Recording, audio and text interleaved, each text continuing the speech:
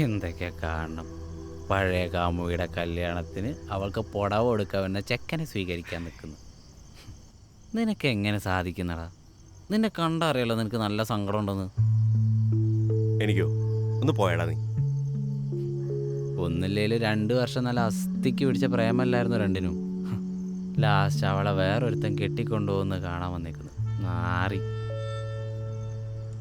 എടാ ശരിയാ, 2 വർഷം നല്ല അസ്ഥിക്ക് പിടിച്ച പ്രേമൊക്കെ തന്നെയായിരുന്നു. പക്ഷെ അത് മുന്നോട്ട് കൊണ്ടുപോയാൽ അത്ര നന്നാവില്ല എന്ന് തോന്നിയോണ്ട് ഞങ്ങളിത് രണ്ടുപേരും കൂടി സ്റ്റോപ്പ് ചെയ്തു. അല്ലാണ്ട് തല്ലുകൊണ്ടോണ്ടല്ല.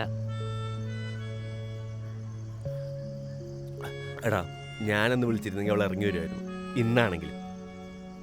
പക്ഷെ ഞാൻ പറഞ്ഞില്ലേ, മുന്നോട്ട് പോയാൽ അത് ശരിയാവില്ല.